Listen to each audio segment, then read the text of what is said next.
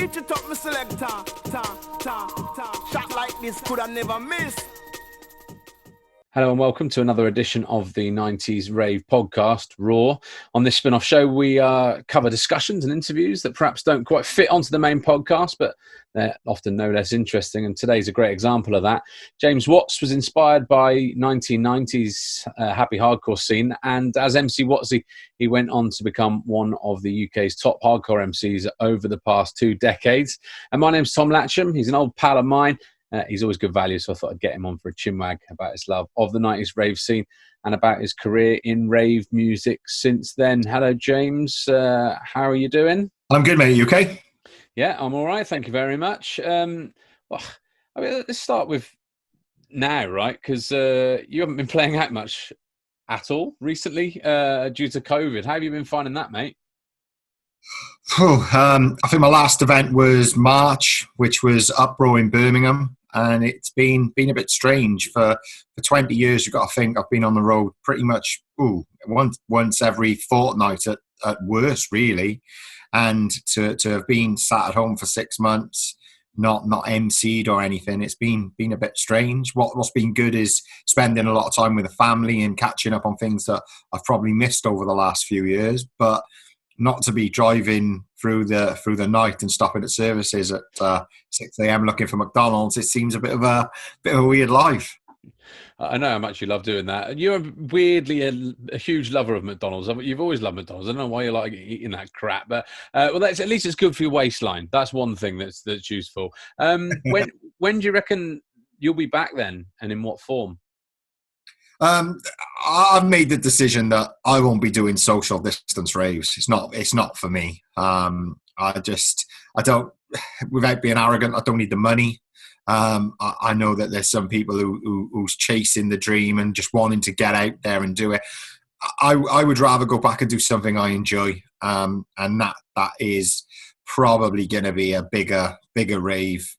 The stage I am in my career now, I'm just going to wait until it's back to some sort of normality, really. 700-800 people, not having to MC with a mask on or behind a shield, or it's just not for me, Tom. I'll wait. I'll see what comes about, but I'm not desperate right now. I'm not begging people to book me or to get me out. I'm just going to wait and see what it is, and I'll do what it is when it comes around. Well, the reason why you don't need the money is because, for anyone that doesn't know, is it's not your main job. You've got another job. You're heavily involved in football. Is it general manager you are of Hereford FC? Yeah. Well, football, of course, has been badly affected as well, hasn't it? It's a tough time to do that gig too. Yeah, well, 5 years ago, I think someone said to me, "Oh, you're a lucky guy. You've got 2 industries that will never go missing: music and football. They'll always be there." And people didn't predict this one, and I know I most certainly didn't. So football industry is in a bad place. It's in a very bad place. I think you see today Macclesfield Town have gone bust. Southend are on the verge of it. There's at least 10 clubs that I know of who are probably another 4 weeks away from the same fate. It's not good. It's not good for football. The 1,000 spectators from October that's coming this week, it's going to help a little bit, but it's not going to help a lot. If you're looking at an average player in League Two is paid probably 1,400 quid a week. You've got 22 of them, and you've got 1,000 fans coming in paying £15. You ain't making the books balance with that. It's just not happening. So I feel sorry for football in general. So what's the future then for football? Particularly lower down the further down you go, as with Hereford, of course, in non-league. Well, we got to look at social bubbling. That's crucial to the capacity that you will get long term. So the best thing is that if families come in sixes, it increases the capacity. The worst thing that I see so far is a lot of people actually go to football on their own, whether to get away from the missus, or I don't know whether it's trying to meet new people. But the thing that does to you, or to get away from the mister, you should say. I think it's 2020. Yeah. It's 2020, James. Yeah, I've got to be politically correct here, haven't I? So yeah, I apologise there, but yeah, but if you go on your own, then that's one. Then it's missed 2 seats, one, missed 2 seats, etc., etc. Where if you're in a family of 6, it's only missed 2 seats, and you could have another 6. So football clubs are desperate for people right now to do this as a family, because that's what will generate more revenue. But I don't think that's where football is myself. Well, it's a tough time for football. It's a tough time for raves right now. So let's try and bring a bit of positivity back. We got you on to talk about the 90s rave scene, and I want to know, because we talk to, particularly on this spin-off show, we're going to talk to people who weren't necessarily there but were inspired by it, and that's certainly the case for you, isn't it? How did you get into rave music back in the 1990s?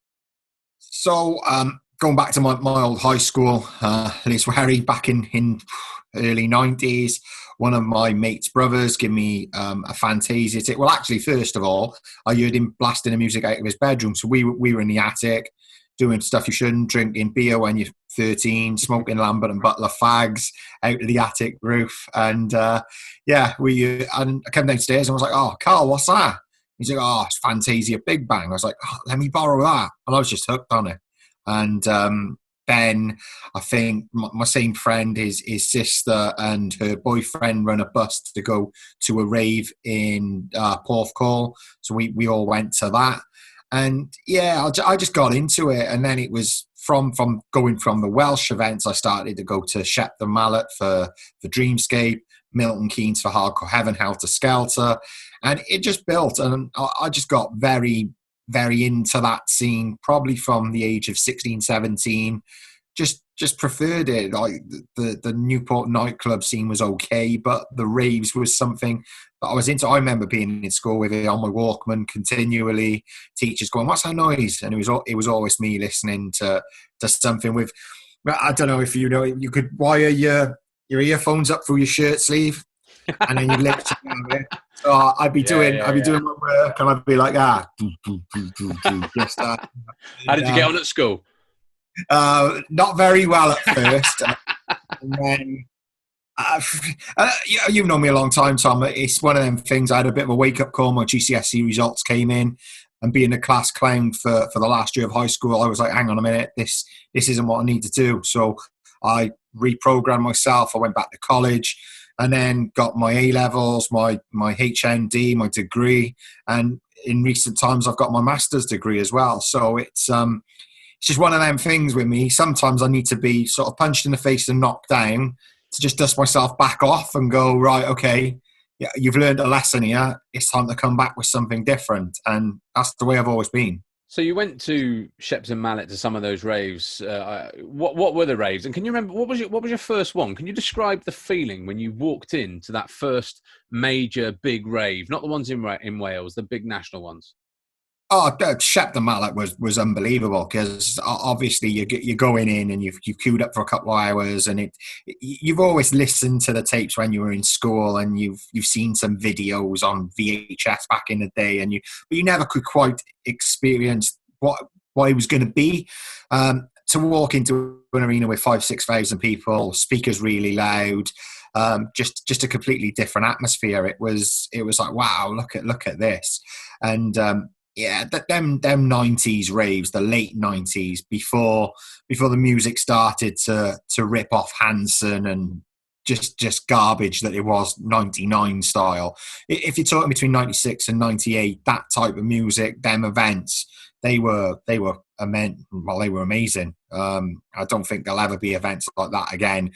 In terms of atmosphere, don't get me wrong, there has been stuff 2000 onwards that have been probably as big, if not bigger. But in terms of whistles, horns, the atmosphere, the dancing, the day glow, all of that, you're talking 97, 98. That's the time that will always stand out to me. Some of them events were amazing. And what was it about? Because you were more into happy hardcore, really, weren't you? But you got into Fantasia when it was all hardcore, basically. But what was it about when it moved into happy hardcore that made you into that, rather than, for instance, going down the drum and bass route, or both? Yeah, like I think probably the early sets were Fantasia, Big Bang I listened to. There was the Edge Club, I listened to them, bought them packs.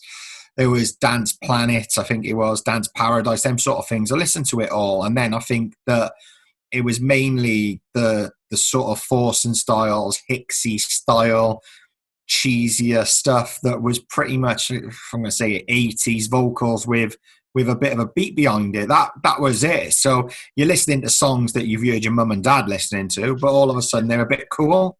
And that's what it was. It's like, I'm not sure you can say they were a bit cool, mate. You're listening.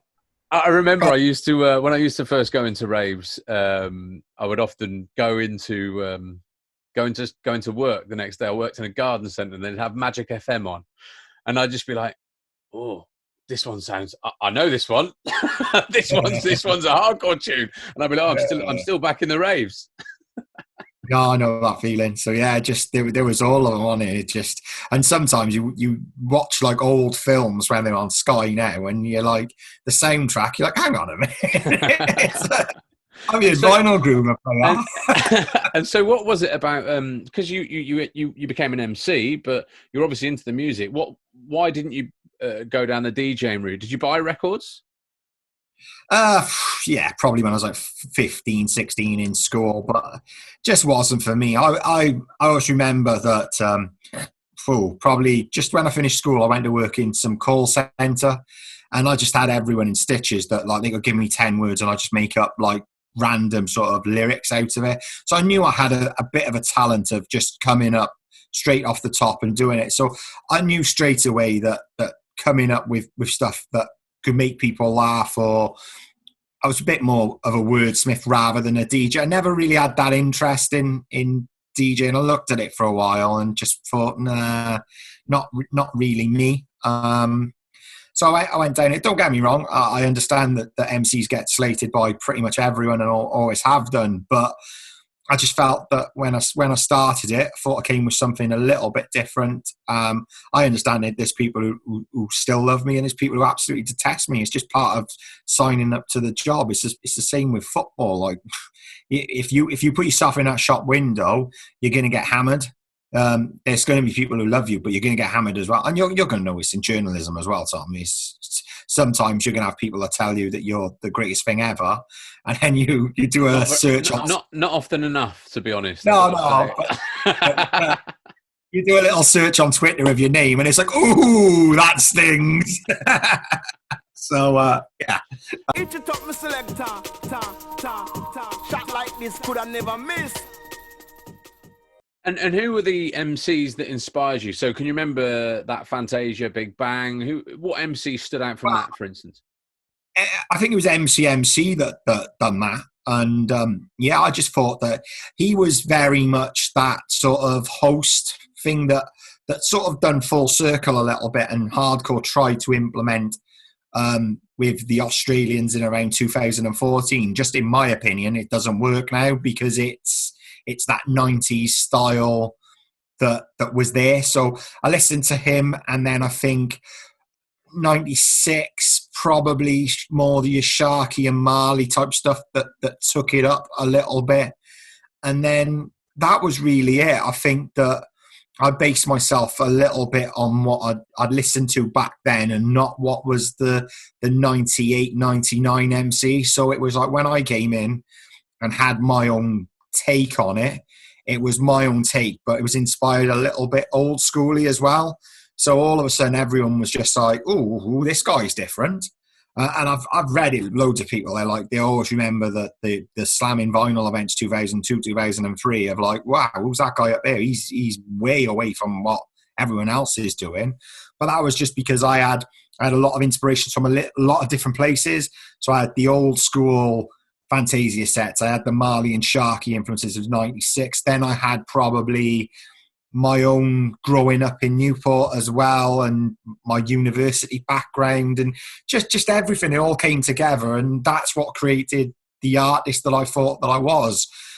In hindsight, everything that was great of mine was probably, or is still seen by the hardcore community as great, is probably wrote pre-2005. It's just, I don't know whether that's the drive you've got early doors or whether that's what the culture and the rave was back then.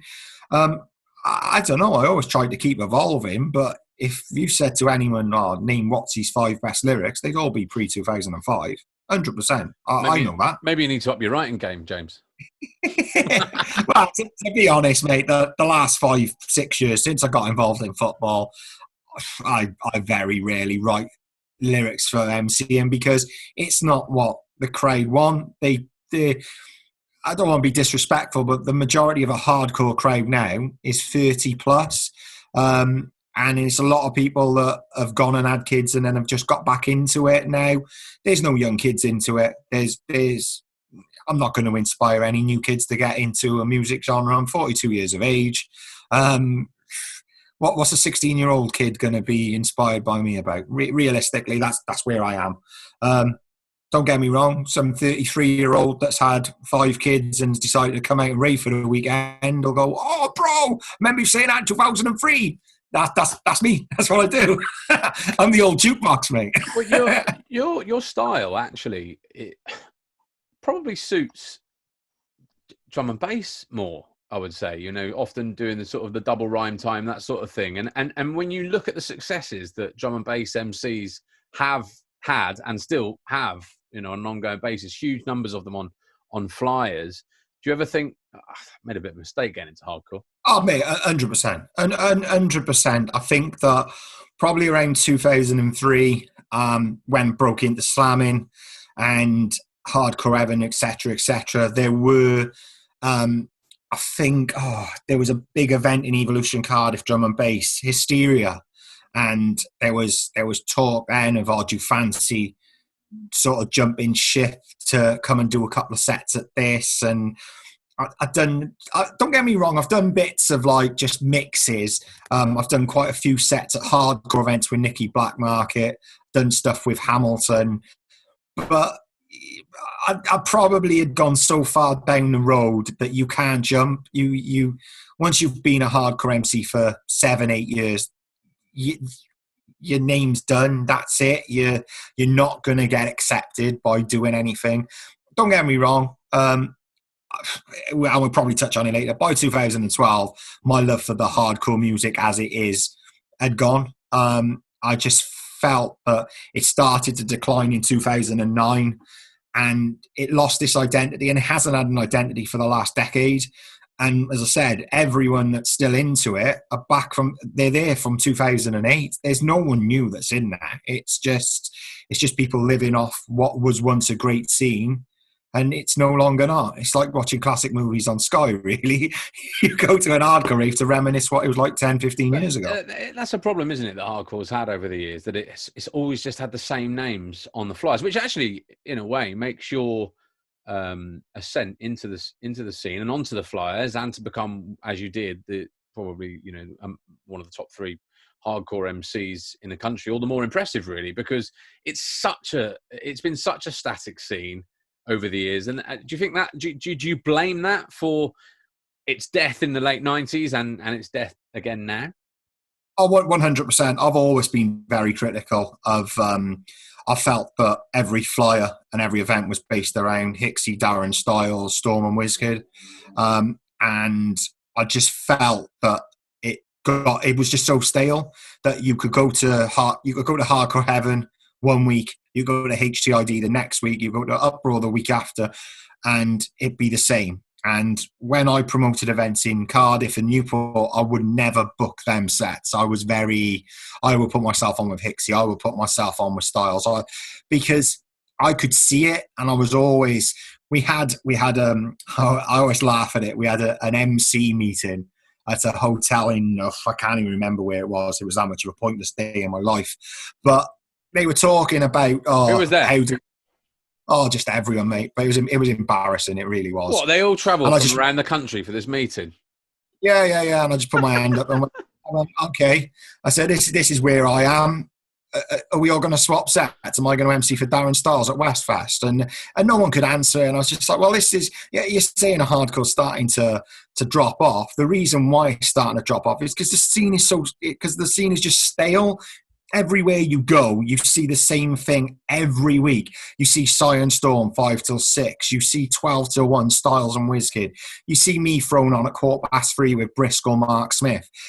It's just same old, same old, same old, same old. And I think there was might have been a recession late to just before 2010. And you had the smoking ban was a killer first, and I think it was like a recession, or there was something about the economy that kicked in. And I just remember saying, "This is the death of hardcore," and that's when I went back to do my masters. And everyone at the time, when I said I was going back to uni, like, "Why are you doing that? You're out 4 times a weekend earning 300 quid a gig. Why are you going back?" And I was like, "Trust me, in the next 4 to 5 years, this thing's gonna go boom. It's gone." I could see the cracks coming. All of a sudden you could start to see that like the tier 2 events weren't actually wall to wall anymore. So you probably had your big boys, but then you had an Oxygen, you had probably my events, Hardcore Evo, you had all the stuff in Bristol that I would class as like the championship of raves, not the Premier League, but the championship. And all of a sudden, they weren't capacities anymore. They were thinning out. And it was like, right, okay, if they're starting to go, that means the numbers are getting less. And I just remember at the time that 2009, it was criticised by quite a lot of people within the hardcore scene that I'd sort of sold out, or I'd started to sell out. I'd started to put on less events, etc. But for me, I could see it coming. I'm very one of these people that I'm very vocal on things that I believe in. And I was just telling people, look, it's stale, it's knackered. And the big one for me was that you look at HDID in the Sun, which was the showcase event for hardcore. Room 2 was full of people who like either drove DJs around or had a social media following. They were a bit... yeah, but this is what I mean, Tom. If someone was like cool on Don't Stay In, they got put in room 2 of HDI in the Sun. Didn't matter how good they were, like as a DJ, they were booked because they were friends with someone, they flyered for someone, or they had a funny photo on Don't Stay In. It just became a joke. It was, and that's another thing that I was like, this is going to go boom, because you could see what was happening. You could see the standard of room 2 was getting worse. I remember in room 2s when I started, you'd have the likes of myself and Dodgy in it, and you'd have Uplift and Ponder and HB and people like that who were producers. They were quite well respected. And then you had flipping Billy Johnson, who drove someone from Portsmouth to Glasgow playing, and but that's where it went. And again, it's another one that, like I said at the time, and I've got no issue saying it now, that's what killed it for me. But to dial it back to when you started in the late 90s, early 2000s, it was similarly pretty dead, wasn't it, hardcore? Do you think that helped to get you to where you were quite quickly? Oh, massively. Like from my first gig in a jailhouse, March 2000 to September 2001, I'd gone from my mate's bedroom emceeing down a Packard Bell microphone to on every major flyer in the country. And that's a record that like I'm still very proud of, and I don't think that it's ever been matched by anyone. Is that probably because hardcore only had 5 MCs at that time? Probably yes, or 5 that were still pushing the top doors. Don't get me wrong, you had some other decent MCs who were in the regionalised areas, Bristol, Liverpool, South Coast, etc. But you never really had anyone that was coming through and making a noise. And it was just like everywhere that I went, if I went into a gig in Liverpool, people were like, oh, you're that kid from Wales. You go to Birmingham, oh, you're that kid from Wales. Bristol, you're that kid from Wales. And I just knew that, hang on a minute, the internet was still on dial-up free server 2001, but everyone around the country knew who I was before I even went on stage.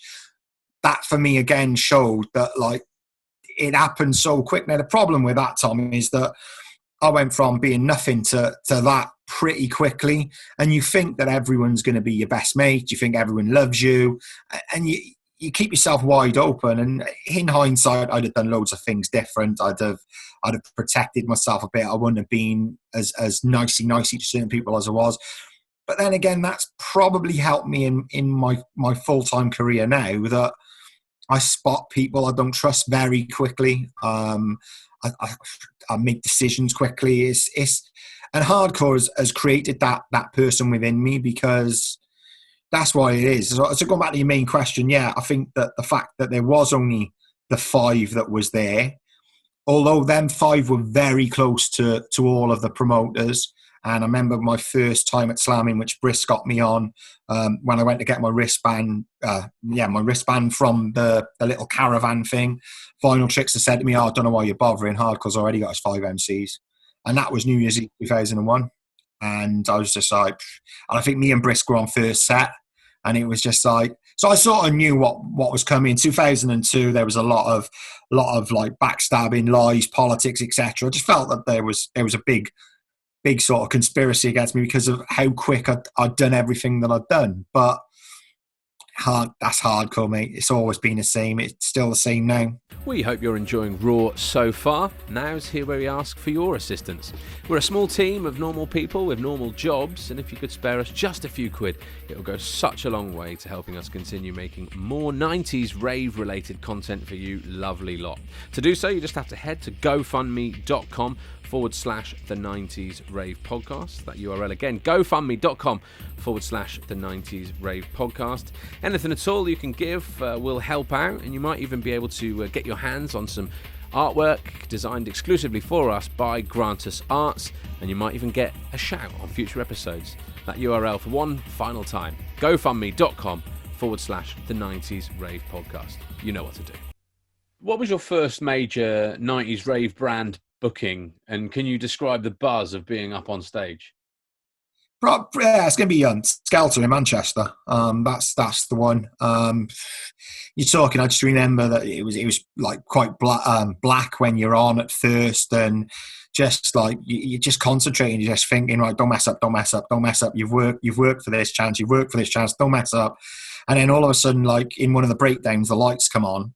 And you look out and you see 5,000 people. It's wall to wall. It's rammed.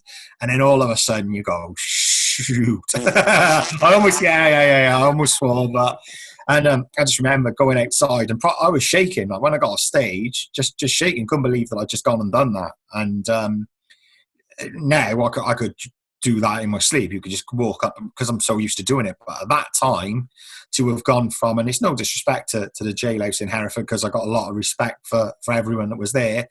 That was probably anywhere from 30 to 200 people. And then you go into like 5,000 rammed, different setup. The thing that you've got to learn as well is that the acoustics at a rave like that are massive. Like the difference is huge. And that probably took me, I'm going to say six months to learn, because you can go into a little nightclub that's got a DJ behind you and a monitor pointing at you, and you can pick up off the monitor straight away because it's in time. When you go to a massive arena with like walls and glass and everything around it, the sound is just boom, boom, boom, boom, boom, boom, boom, and sometimes it can take your train of thought completely out, and you're just thinking, oh. And I just remember I used to be in work, like when I was still working full time, and I have my sets on and I'd be listening to them and I'd be like, yeah, you're in there. Oh, you missed that one. And that's how I sort of trained myself. It was my life. Like early doors, it was, I lived for being MC Wotsee. That was it. Nothing else mattered. That was all I wanted. But yeah, the first gig, Skelter, yeah, I remember it. I'll remember that till the day I die. What was your biggest disaster? I don't know, really. Biggest disaster in art was probably losing 20 grand on an event I promoted. Yeah, that'll probably do it. Yeah. Yeah, I'll go with that one. Yeah. What was that?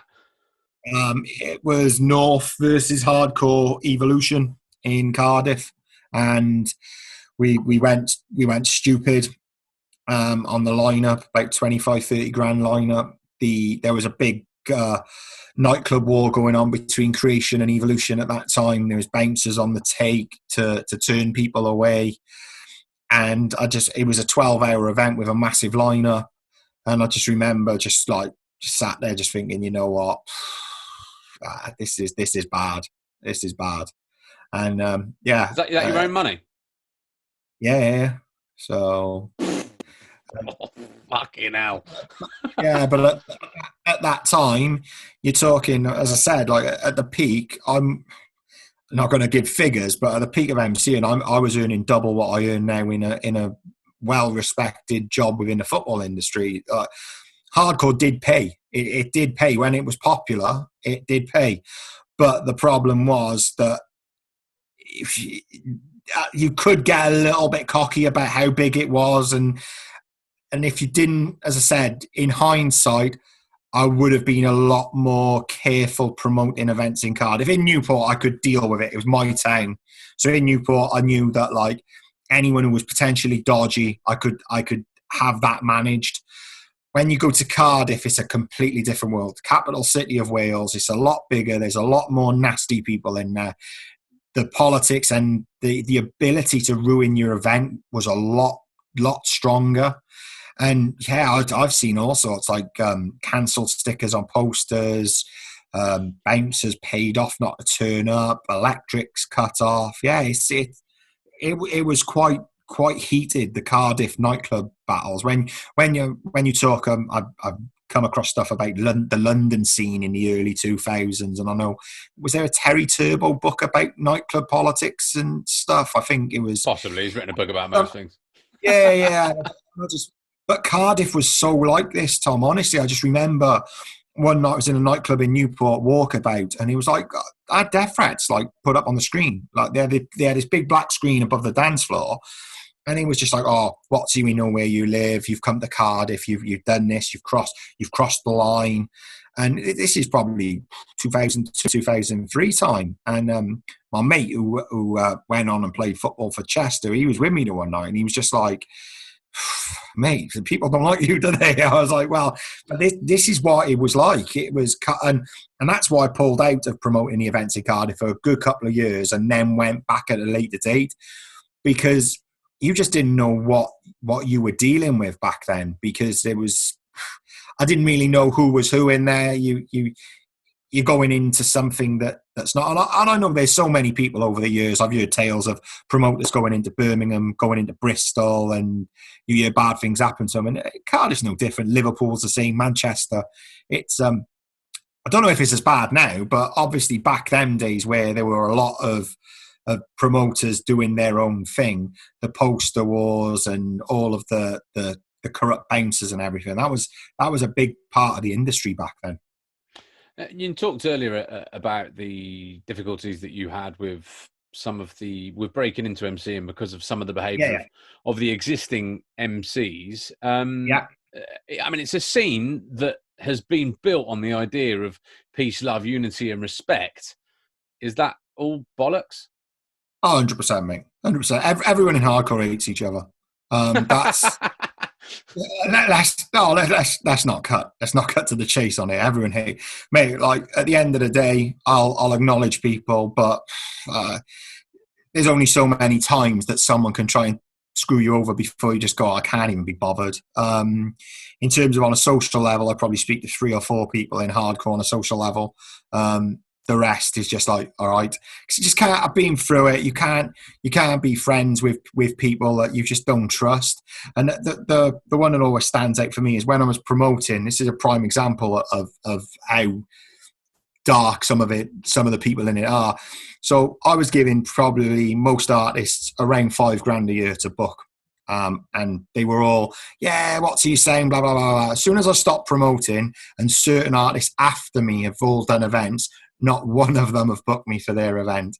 So it's like, well, okay, fair enough, you might not like me, but courtesy is I was giving you $5,000 a year for probably a decade, and you can't even give me 250 quid just once, just as a, you know what, he did give me a lot of money back then. Perhaps I should say, yeah, okay.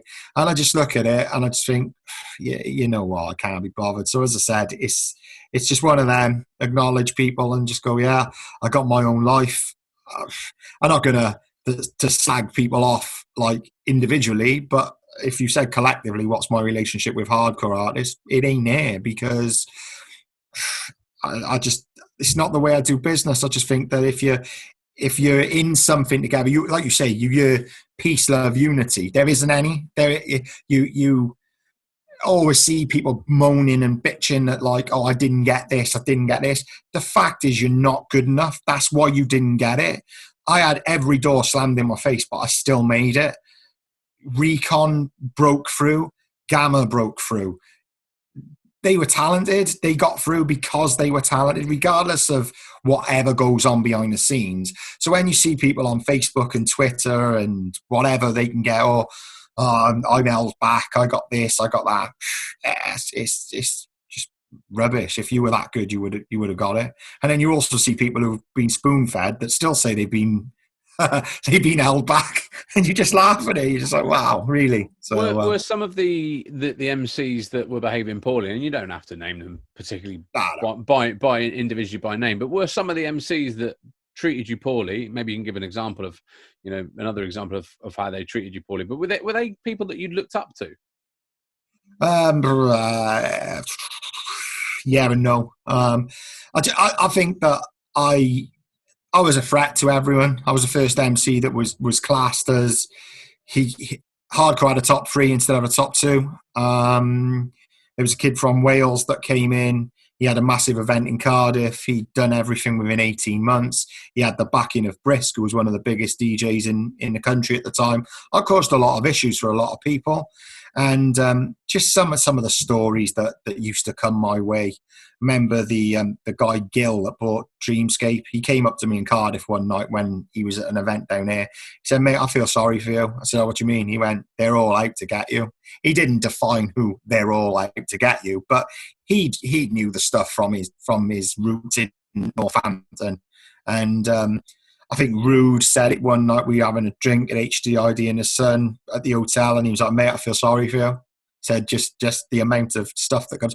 But with me, Tom, as I said, I just knock it off. Like all of the dodgy set times, the microphones turned down, the told the wrong room, the spellings of my name wrong on flyers. It just used to become like comedy to me. I used to then take people to events with me and like get them to like threaten the sound engineers when I were on in case they turned me down. And it just, like I said, is hardcore screwed because of a lot of things like this. A lot of politics of stopping, not just myself. There has been one or two that were probably not as big as they should have been, but that's very few and far between. But if you're not in certain cliques, you don't have a great chance, to be fair. Is that the same in drum and bass, or does drum and bass monitor itself, or no, that's not the right word? I can't. Does it try to sort of help itself a little bit better than hardcore seems to have done? I can't comment on it fully, but two things that stand out to me, which I would probably say no, is Harry Shotter came from nowhere.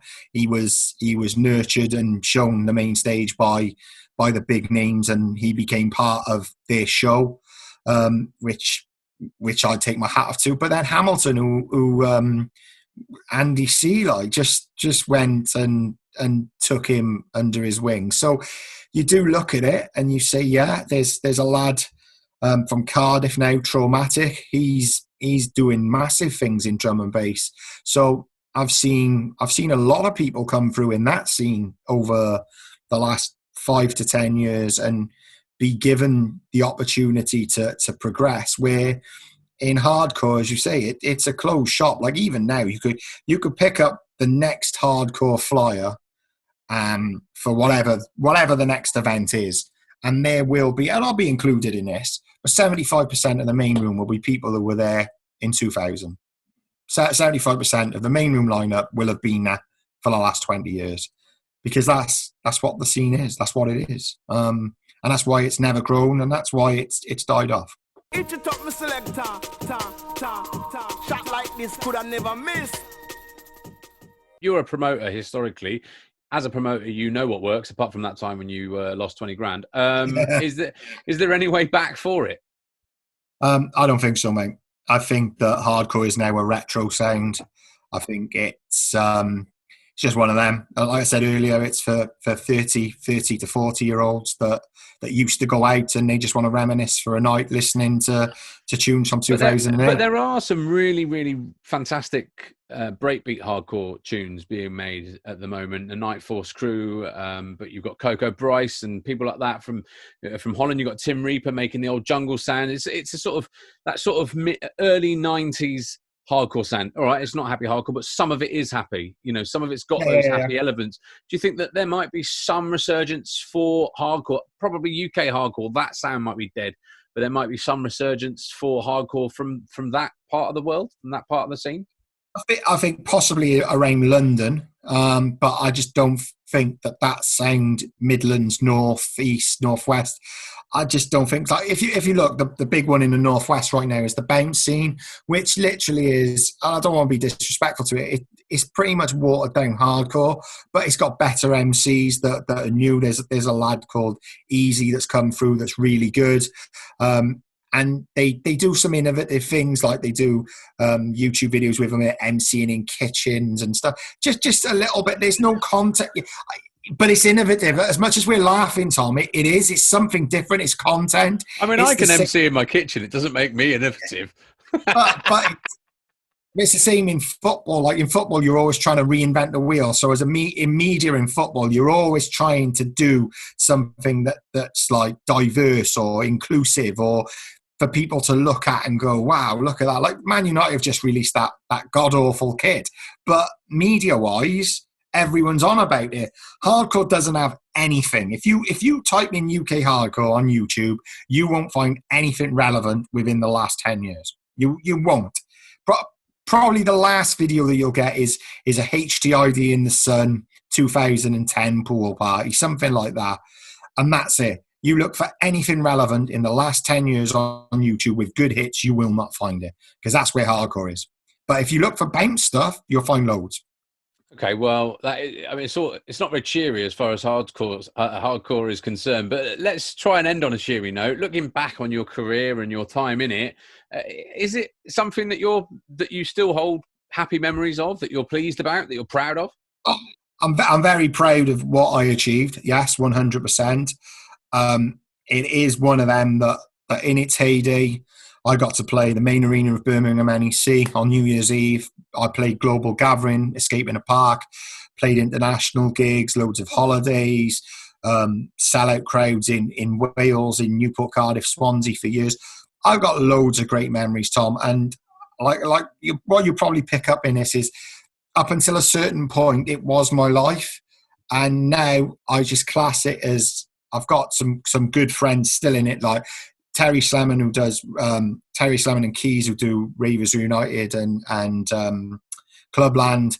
I got a good relationship with them. They've done a concert at Hereford Stadium with me, so they're good guys in it, and they're keeping it alive. But again, see, that's retro. Clubland is a retro sound, and that's what the big events are. There's nothing. If someone went out now and put on a new sounding EDM style hardcore event purely, you'd have 300 people there. That's where it is.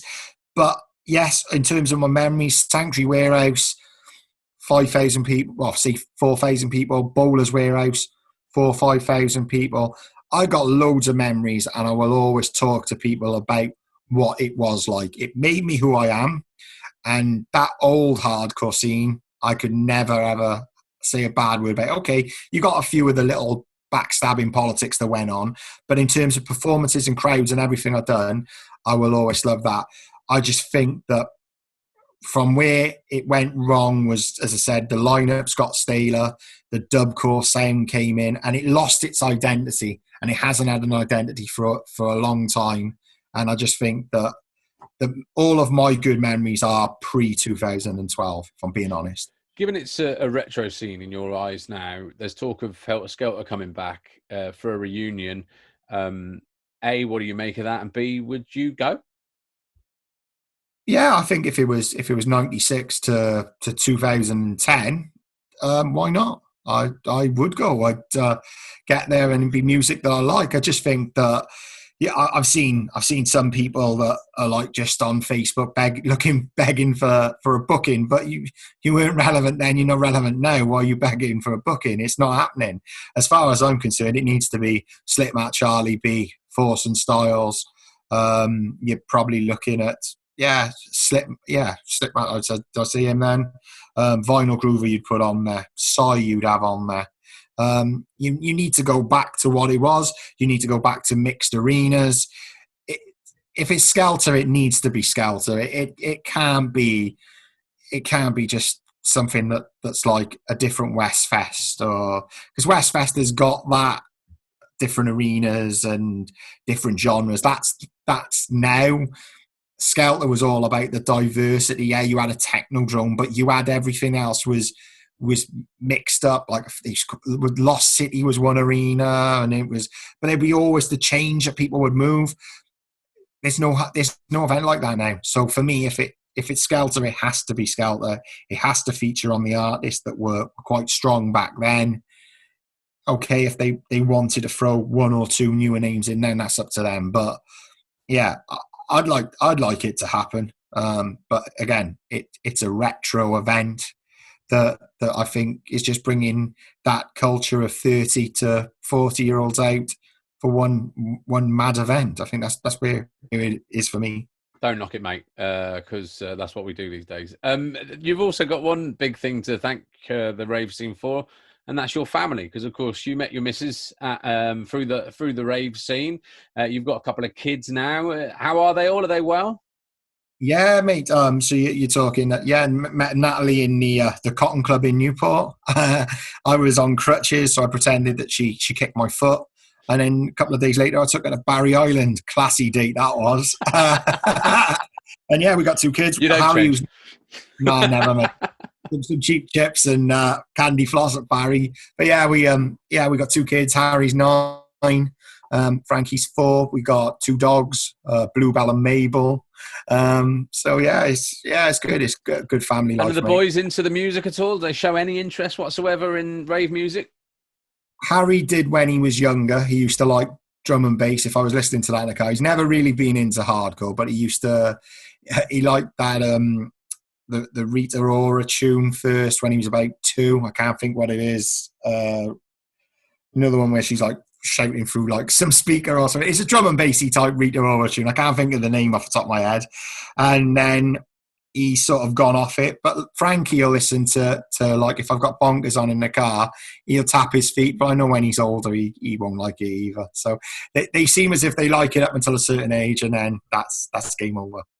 Well, you never know. They might come back into it later. Listen, James, it's been great talking to you, mate. Thanks for joining us. No worries, mate. A pleasure. Thank you for having me. And hopefully I haven't been too negative, mate. You've been great value as always, James. Yeah, I just try to be realistic, mate, and just say how I see it. You know me. Well, I haven't seen you in a while. Maybe I'll see you on the dance floor at Skelter. Yep, definitely. We'll have a boogie. Top man. That's see you, mate. That's James Watts there, MC Wotsee, joining us for a little chat and a reminisce about the 90s rave scene, how he got into it and how he became one of the top MCs in the hardcore industry, but with some negative words for the current hardcore scene, unfortunately. Coming up next week, it's back to the normal R.O.A.R main podcast. We've got Bryan Gee. It's another belter of an episode, so don't miss it. Well, that's it from this week's edition of R.O.A.R. We hope you've enjoyed tuning in. If you want to give us a hand to create more and better 90s rave-related content while getting shouts on future episodes and getting your hands on some artwork designed exclusively for us by Grantus Arts, you can do so by heading to gofundme.com/the 90s Rave Podcast. Just a few quid will help, anything at all, frankly, but it would go a long way to helping us keep this thing going. That address again, gofundme.com/the 90s Rave Podcast, and we'll see you all next week.